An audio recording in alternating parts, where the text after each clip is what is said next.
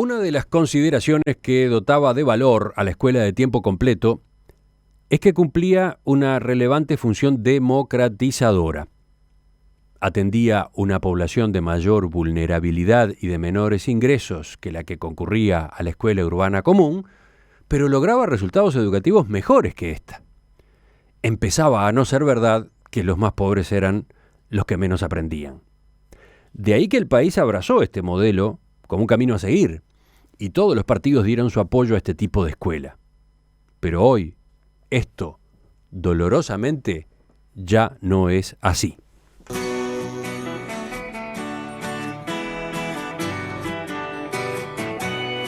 Lo que acabo de leer figura en una nota del profesor Daniel Corvo, publicada hace un par de semanas en el diario El Observador. Allí, el ex consejero de la ANEP en representación del Partido Nacional recuerda el incumplimiento de la promesa del gobierno de José Mujica de extender el sistema de tiempo completo a 300 escuelas, un compromiso que fue reafirmado en mayo de 2010 en un acuerdo firmado por todos los partidos políticos.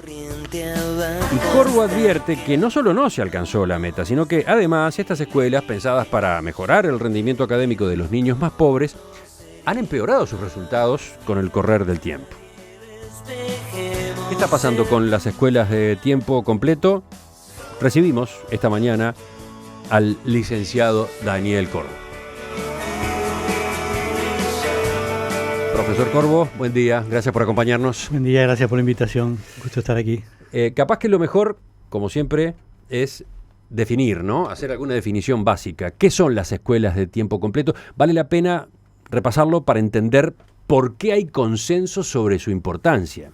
Claro, yo creo que desde hace mucho tiempo el país, digamos, ante la constatación de que se concentraba la pobreza en las edades inferiores, es decir, en los niños y adolescentes, y que esto tenía un impacto sobre los resultados educativos en la medida que estos niños y adolescentes pertenecían a familias con bajos capitales culturales, con dificultades, digamos, para transmitir también redes de relaciones, de protección, digamos, definió dos estrategias fundamentales. Una de ellas era, bueno, aquellos que la familia no puede brindarle determinados apoyos, deberían ingresar tempranamente a la escolarización para proveerles tempranamente los estímulos que la familia no está en condiciones de otorgarle.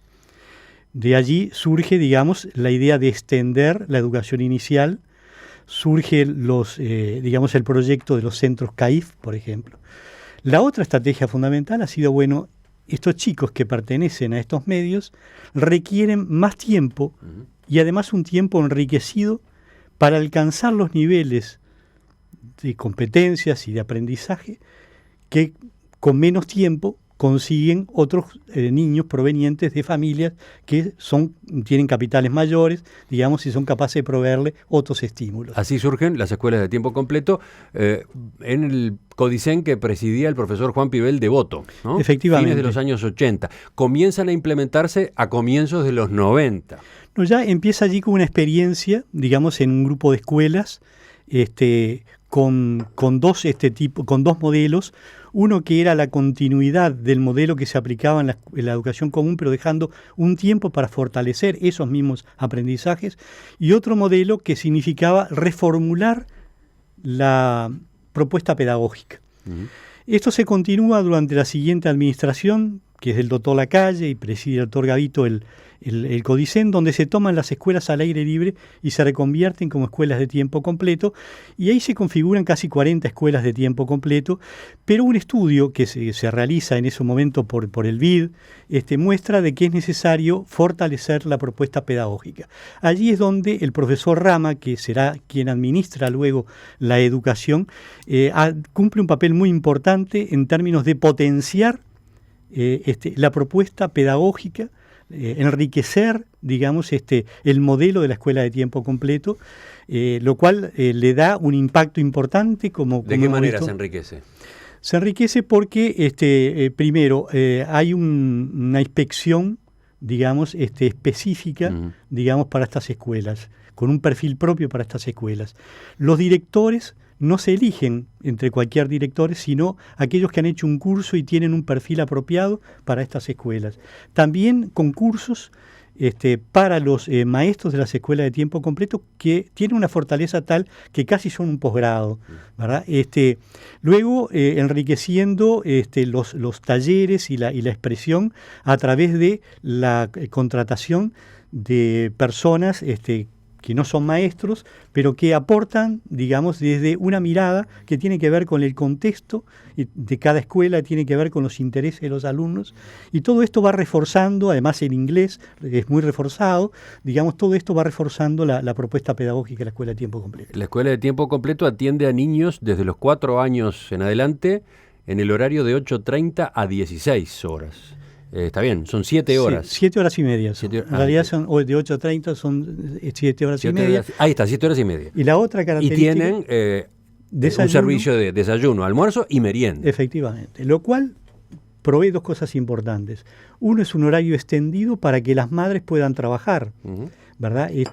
En una sociedad donde obviamente la PA femenina es importante, digamos, es un elemento, digamos, favorable a que las madres puedan salir a trabajar porque sus hijos están cuidados en la escuela a tiempo completo. Y la segunda es blindaje, digamos, alimenticio, digamos, que es muy importante. Y eso había determinado de que los indicadores, digamos, de asistencia, digamos, mejoraran en estas escuelas de tiempo completo, lo que ya no ocurre en este momento. El monitor educativo del Consejo de Primaria del año 2015 informa que las escuelas de tiempo completo el año pasado suman 205. Efectivamente. Hoy el sitio web del Consejo de Educación Inicial y Primaria contabiliza 206, uno más, 206 centros de este tipo. En cualquier caso, se está lejos de la meta de 300 planteada en el acuerdo multipartidario del año 2010 y que debía cumplirse para el final del gobierno pasado. A fines de 2014. Sí, ¿por qué cree usted que no se cumplió el objetivo? Bueno, primero porque creo que ese gobierno no hizo de las escuelas de tiempo completo un proyecto capital para ellos, ¿no? Es decir, a pesar de que hay una continuidad de respaldos, digamos, de distintas administraciones a este modelo, no se le dio prioridad. Esto se ve, digamos, en el proyecto de construcción de escuelas, donde la cantidad proyectada de escuelas, digamos, es muy inferior a la necesaria para poder cubrir, digamos, esa meta establecida. Lo segundo es que empezó a implementar un proyecto, digamos, menos costoso, es decir, más barato, de tiempo extendido. Esas escuelas de tiempo extendido determinan, digamos, que en el tiempo que trabajan talleristas o que se hace inglés, no trabajan los maestros, digamos, y a su vez, digamos, hay un poco de tiempo menor, y todo esto determina, digamos, costos menores. Y esta propuesta, digamos, ha empezado a sustituir de alguna manera o a competir, por lo menos, con aquel modelo de escuela a tiempo completo, que no era una escuela, era una escuela pensada para gente en situación de pobreza, pero no era una escuela de pobres ni para pobres. Era una escuela de calidad, para lograr que aquellos que tenían menos lograran buenos resultados. Dos detalles a propósito de lo que usted venía señalando. Primero, en cuanto a la cantidad. Es cierto que no se cumplió con la meta de 300 escuelas al final del año 2014. De todos modos, sí hubo un crecimiento significativo de las escuelas de tiempo completo. En esa presidencia de Mujica había 133 al principio y terminó habiendo 205. O sea, 72 más, o sea, un crecimiento del 50%, 54%. Eso también hay que reconocerlo. Sí. Efectivamente hay un crecimiento, no decimos que no, lo que decimos es estamos lejos de la meta que nos proponemos como país. Esto no es una meta que se propuso el gobierno, es una meta que acordaron todos los partidos. Y es una meta nacional, una meta que se decía, hay que hacer un esfuerzo en esta materia. ¿Por qué? Porque esta escuela está dando resultados de calidad. Esta escuela está democratizando. ¿Por qué? Porque quiebra el círculo de reproducción de la pobreza. ¿Cómo es el círculo? Es los que nacen en hogares pobres, después tienen peores resultados educativos, los peores resultados educativos generan después situaciones de pobreza. Y eso entonces reproducía ese círculo. La idea era quebrar ese círculo, ¿verdad? La otra cosa es el desenfoque que tienen las escuelas de tiempo completo. Ahora hablamos de eso, pero quería hacer una segunda acotación a propósito de lo que usted señalaba recién, cuando yo le preguntaba por las causas, por qué había pasado eso, por qué no se había llegado a las 300. Se lo digo porque repasando antecedentes, repasando archivo, me encontré que cuando se discutía este tema en el gobierno pasado, las autoridades del Consejo de Primaria sostenían que no se podría llegar a las 300 debido a el monto de la inversión que ello requería y a la escasez de maestros. Pero destacaban que sí se cumpliría con el número sumando escuelas de tiempo completo, escuelas de tiempo extendido y jardines de tiempo completo. Bueno, y eso efectivamente se verificó, porque hoy tenemos 206 escuelas de tiempo completo, 44 de tiempo extendido y 52 jardines de tiempo completo, 302. ¿A usted no le conforma esa manera de analizar el asunto? No, porque no es lo mismo la escuela de tiempo completo en su modelo pedagógico que la escuela de tiempo extendido, ¿verdad? Entonces, yo no quiero una escuela más barata, una escuela de pobre para gente pobre. Yo quiero una escuela de calidad para todos. Entonces, en ese sentido, me parece que dejar al margen, ir debilitando un modelo que estaba dando buenos resultados y que por esos buenos resultados, digamos, todos los sectores políticos del país y todas las administraciones, desde la primera, luego de la recuperación democrática, habían insistido en apoyar, digamos, este tipo de modelo, me parece que es desandar un camino que el país ha hecho con beneplácito de todos. Y sobre las causas que daban las autoridades, yo encontré una entrevista que le hacíamos aquí en Perspectiva al maestro Héctor Florit, al frente de primaria en el año 2013.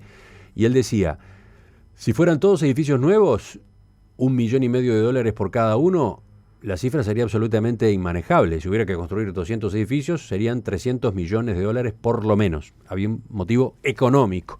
Pero además decía, tenemos maestros que no alcanzan. El maestro que atiende en un turno una escuela de tiempo extendido puede trabajar en el otro turno en una institución privada, en otras actividades. Estamos teniendo dificultades, sobre todo en el sur, decía, y en algún departamento del litoral. Tenemos dificultades para disponer de maestros suplentes de tiempo completo. Mire, acá hay dos señales. Una es, sí, evidentemente, cualquier transformación educativa valiosa requiere más recursos. El tema es dónde el país pone las prioridades. ¿Cuánto hemos tirado a la calle en ANCAP? ¿No es mucho más? ¿No es varias veces toda esa cantidad que se requería para hacer las escuelas de tiempo completo y llegar a esa meta? ¿Verdad? Entonces, hay un tema de prioridad del país. ¿Dónde están las prioridades del país? Y esta es una prioridad para mí para construir el futuro del país. Y es una prioridad desde el punto de vista democrático en términos de igualación de oportunidades para todos los niños. ¿Y en cuanto a la escasez de maestros? La escasez de maestros. Primaria, en este periodo a partir del 2005, perdió 45.000 alumnos, ya sea porque, digamos, hay una reducción, digamos, de la tasa de nacimiento, como también por un trasiego de alumnos de la educación pública a la educación privada. Y perdió otros 5.000 alumnos en la educación inicial. En total son 50.000 alumnos. Esos 50.000 alumnos significan, en términos de cantidad de maestros para atender los grupos que habría que organizar con esos alumnos, 2.100 maestros. O sea, en este tiempo ese descenso a la matrícula liberó 2.000 maestros que podrían haberse usado para esto y también para la propuesta, digamos, de tener universalizado a esta altura, digamos, las edades de 3 años. Lo que ocurre es que muchos de estos maestros se utilizaron para otra cosa. Se utilizaron ¿Para qué, por ejemplo? Bueno, básicamente 2 estrategias. Una que desde el punto de vista pedagógico es muy controvertida porque no hay evidencias de que sea positivo, la reducción del número de alumnos por grupo. Hoy estamos con un promedio de 22, 23 alumnos por grupo en primaria. Obviamente hay escuelas que tienen más, pero ese es el promedio general. Digamos, ha habido una apuesta a colocar esos maestros, digamos, para reducir la cantidad de alumnos. Siempre se había reclamado que en las escuelas las clases eran demasiado grandes. Cuando uno va a la evidencia pedagógica, la evidencia pedagógica no dice que un número bajo de alumnos resulte un resultado mayor, redunde en un resultado mejor. Incluso hay países de punta en términos de aprendizaje que por el contrario están aumentando el número de alumnos por grupo. Es decir, el tema parece que no está allí. La segunda opción ha sido el colocar una serie de figuras, digamos, que no están en la clase o que se ocupan de otras cosas en la escuela, digamos, y que restan cargos de maestro. Algunos, en su momento, cuando se implementaron, muy justificados, como el caso de los maestros comunitarios. En la situación que el país estaba después del 2002, efectivamente fue una buena estrategia. Ahora, la cantidad de maestros comunitarios de entonces se justifican en el año 2015, en el año 2016, luego del crecimiento que ha habido el país, la reducción de pobreza, etcétera, etcétera. En esa cantidad, por lo menos no digo que no existan maestros comunitarios. Existen los maestros ceibalitas que se crearon, los maestros más maestros, y así una cantidad de figuras en las escuelas, donde entonces hay una cantidad de personas en las escuelas, pero que no son los maestros que están al frente de las clases, digamos, activando lo que sería la educación clave central, digamos, de la escuela primaria. Entonces se han usado los cargos de maestros liberados en estas cosas, en lugar de usarlas para crear un servicio que permita una respuesta de calidad a los alumnos de estos sectores. Profesor Corvo, estoy mirando los mensajes de los oyentes y a raíz de una de sus últimas afirmaciones, dice Juan, si usted trabajara media hora al lado de un maestro comunitario, no haría las críticas que está haciendo. Bueno, Como, si me escuchó, el mensaje es, se precisa maestros comunitarios aún hoy. Sí, si me escuchó bien el oyente, digamos, yo dije que no se necesitaban en la cantidad requerida en el año 2005, cuando el país salía de la crisis del 2002 y había una situación de pobreza e indigencia muy extendida.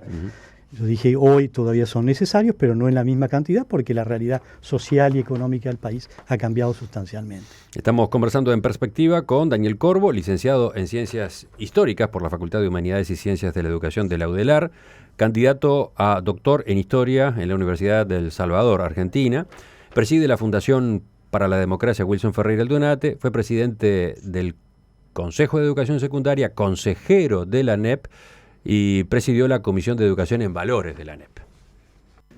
Estamos conociendo en detalle una serie de advertencias que el profesor Corvo ha formulado a propósito de la evolución que vienen teniendo las escuelas de tiempo completo. Nos deteníamos en primer lugar en la cantidad. No se cumplió con el objetivo planteado en el acuerdo multipartidario en el gobierno pasado. No se ha llegado a las 300 que debió haber habido a fines del año 2014. Estamos en 205, 206. Otro punto que usted señala es que aquel acuerdo multipartidario del año 2010 planteaba como meta cualitativa que las escuelas de tiempo completo cubrieran el 100% de los niños del primer quintil de ingresos y de la población con necesidades básicas insatisfechas. Y dice, esto tampoco se cumplió. ¿Podemos verlo? Sí, es evidente que el foco de estas escuelas estaba fundamentalmente en la idea de cubrir aquellos sectores con mayores vulnerabilidades de la población. En su momento, yo tengo acá un cuadro del 2008, por ejemplo, las escuelas de tiempo completo tenían, en cuanto a necesidades básicas satisfechas, el 46% de su población, de estas escuelas, la población escolar, pertenecía a hogares con al menos una necesidad básica insatisfecha. Hoy es tan solo el 24%. Y si tomamos el primer quintil de ingresos, las escuelas de tiempo completo cubren solamente el 22%. Quiere decir que solo 1 de cada 5 alumnos, digamos, del primer quintil de ingresos está en las escuelas de tiempo completo. Lo cual señala que hay un corrimiento del foco. Porque a su vez, si miramos... Pero ¿y eso no se debe a la escasa cantidad de escuelas de tiempo completo? ¿No se debe al hecho de que no se llegó a las 300 escuelas de tiempo completo? No, porque cuando teníamos menos, sin embargo, teníamos mejor cobertura, mejor foco, ¿verdad? Por eso señalo, en el 2008, con menos escuelas, ¿verdad? Nos llegaban, estábamos en 100 aproximadamente, el 46%, digamos, eran de la población pertenecía a estos sectores. ¿Y qué pasó entonces? Es decir, que hay un corrimiento a un foco, del foco hacia, digamos, poblaciones medias de la población. ¿Por qué vemos esto? Porque el 37% de la población de las escuelas de tiempo completo pertenecen a los quintiles 3 y 4 de ingresos de la población. Quiere decir que están mejor representados los sectores medios en las escuelas de tiempo completo que los sectores más bajos. ¿Y eso está mal? Si tuviéramos cubierta la población más vulnerable, no estaría mal, ¿verdad? Pero cuando no tenemos cubierto, tenemos solamente un 20% ¿verdad? Un 24%, según sea el primer quintilo, necesidad básica y satisfecha que se tome, la que está allí en la escuela, me parece que es un corrimiento del foco donde se deja de lado precisamente a los sectores más vulnerables. ¿Y por qué está pasando eso? ¿Por qué se produjo ese corrimiento del que usted habla? Bueno, mi explicación es que de alguna manera para hacer, digamos, para sumar escuelas de tiempo completo, se ha aprovechado, digamos, aquellos locales escolares con baja población. Es decir, allí donde se ha perdido población y la población de una escuela se ha reducido mucho, permite juntar 2 turnos las escuelas en un solo turno y extender ese turno, digamos, a 7 horas y media. De ese modo no se construyen locales, se utilizan los que ya existen, digamos, y se hacen algunos acompañamientos o acondicionamientos, digamos, de infraestructura para talleres y cosas, pero, digamos, no se selecciona, digamos, la escuela de acuerdo a la población que alberga, sino de acuerdo a esta condición cuantitativa, digamos, de que se pueda reconvertir una escuela común en una escuela de tiempo completo sin hacer, digamos, una obra arquitectónica. Sigamos avanzando. Usted también destaca que desde 2010 se produjo un deterioro importante en la repetición en las escuelas de tiempo completo. Antes de aquel año, la repetición era menor que en la escuela común. A partir de 2010 pasó a estar por encima. ¿Cómo es esto? Bueno, si uno mira los resultados, por ejemplo, a tomar el 2005, la repetición de primero a sexto de la escuela de tiempo completo estaba en 5.7 y la urbana común en 7.9. O sea, tenía 2 puntos mejor la escuela de tiempo completo. A pesar de que atendía una población más desfavorecida, de menores ingresos, conseguía resultados mejores que la escuela común. Pero hoy ya no es así. Desde el 2010, digamos, hay una pequeña ventaja de la escuela, digamos, común respecto a la escuela a tiempo completo en cuanto a los indicadores de promoción. ¿Qué importancia le da a usted a este factor? Porque relativamente. Muy discutible que la repetición sea un indicador de problemas o de calidad, etcétera. Para mí es un elemento muy relativo porque, digamos, no es objetivo. Digamos, no hay forma de medir la objetividad de la medición de esta promoción y esta repetición, ¿verdad? Por eso si uno va a otro tipo de forma de medir esto, como son las pruebas trienales de aprendizaje de sexto año de primaria, que se realizan cada 3 años en matemáticas, en lengua y en ciencias, uno también descubre lo mismo, descubre que los resultados de la escuela de tiempo completo están por debajo, un par de puntos, digamos, de las escuelas comunes. Este hecho ya es más objetivo y nos señalan que hoy la escuela de tiempo completo dejó de alcanzar aquella meta que estaba alcanzando. Es decir, ha deteriorado su impacto pedagógico.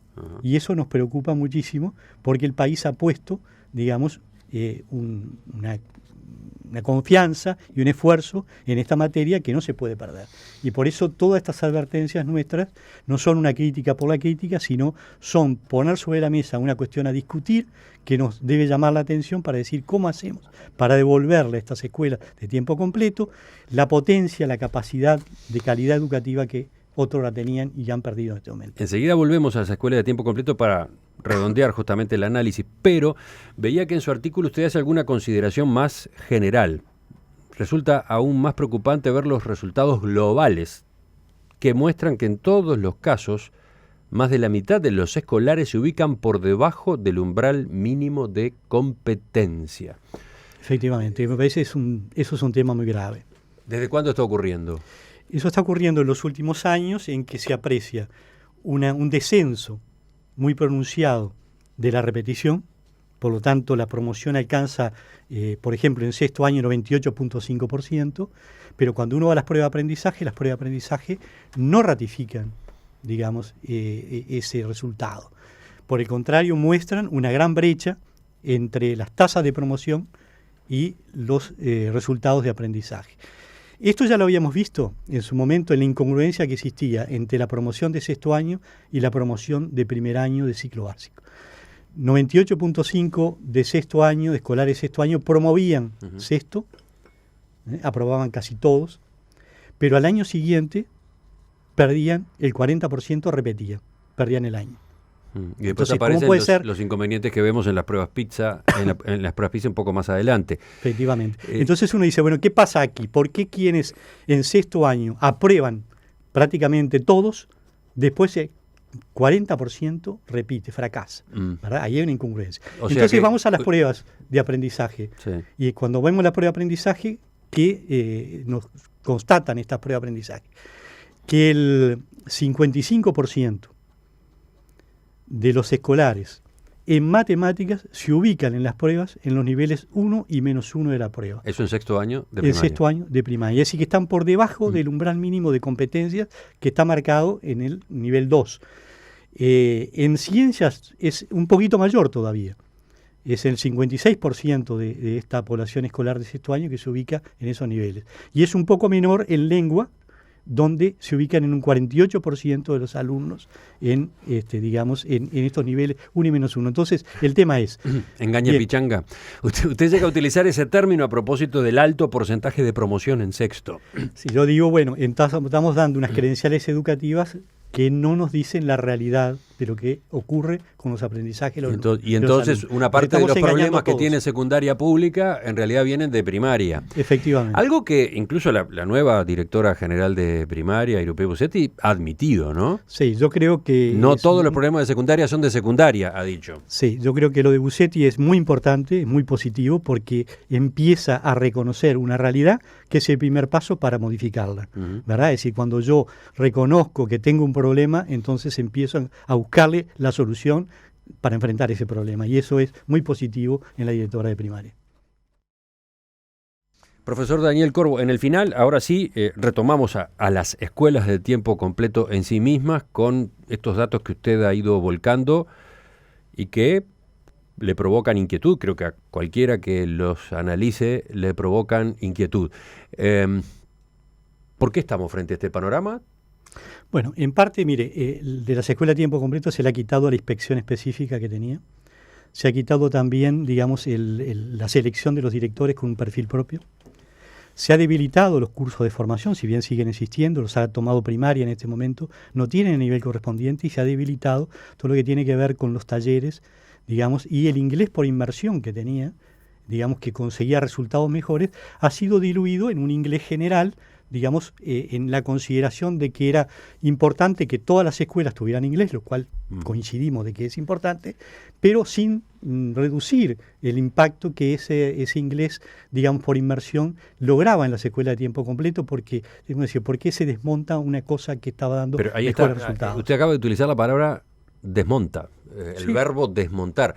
Para usted hay como una decisión de debilitar el instrumento de la escuela de tiempo completo. No, yo no digo que haya una decisión y tampoco juzgo intenciones. Lo que digo es la constatación de hechos. La constatación de hechos, todo esto que he mencionado es efectivamente así. Lo que digo es aquello que era un perfilamiento propio, específico, que dotaba a esas escuelas de una potencia pedagógica, digamos, se ha debilitado. ¿Por qué? Porque ha subsumido la escuela de tiempo completo de alguna manera en un proceso más amplio, más general de todas las escuelas, se ha generalizado, con eso de que es igualar muchas veces para abajo, en lugar de igualar para arriba. Porque está muy bien, digamos, extender el inglés a todas las escuelas. Yo lo apoyo, ha sido una medida muy positiva de primaria.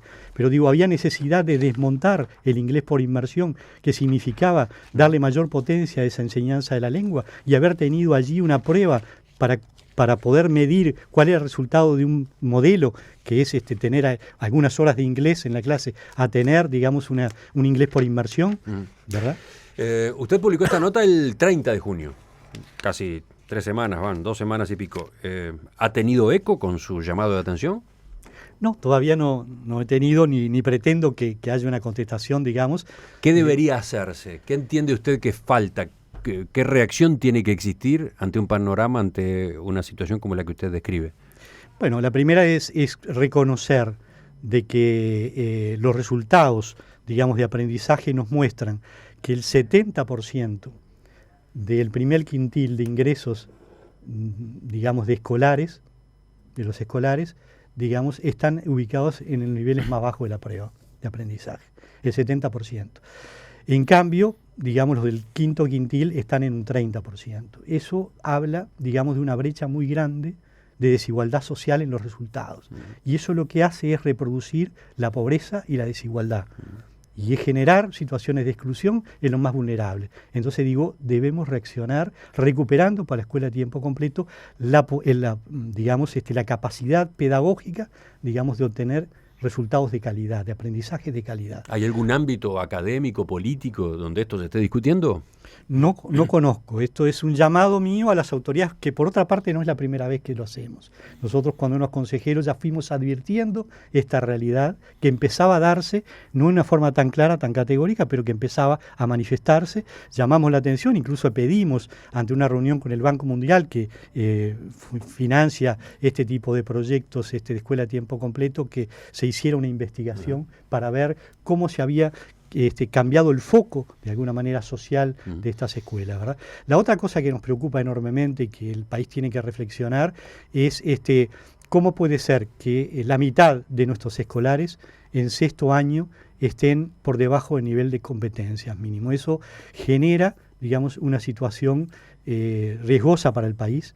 Prefigura en sexto año los resultados que 3 años después el Uruguay va a conseguir en PISA, como hemos señalado, digamos, genera de alguna manera condiciones desfavorables para enfrentar después los ciclos subsiguientes. ¿Y qué pasa en los ciclos subsiguientes? Que a raíz de esta realidad que parte ya de primaria, perdemos 2/3 de los alumnos en el pasaje por la educación media y terminamos con 1/3 solo de los alumnos que egresan de primaria.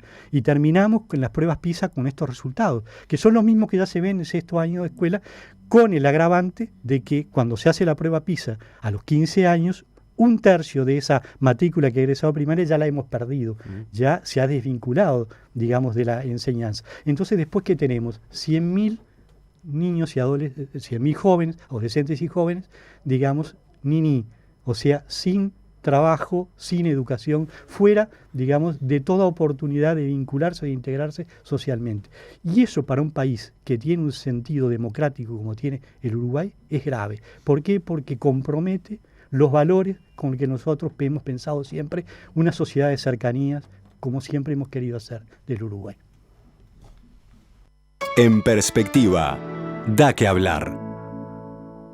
Profesor Daniel Corvo, le agradezco que nos haya acompañado esta mañana. No, yo le agradezco a ustedes por poner este tema, porque a veces nos preocupa de llover tanto sobre los malos resultados educativos, que la gente diga, esto es lo que ocurre siempre, esto es lo normal, se acostumbre, digamos, y dejemos de sentir, digamos, el dolor que esto provoca, digamos, en los resultados educativos, sobre todo si comparamos al país con su historia. Volvemos sobre el tema.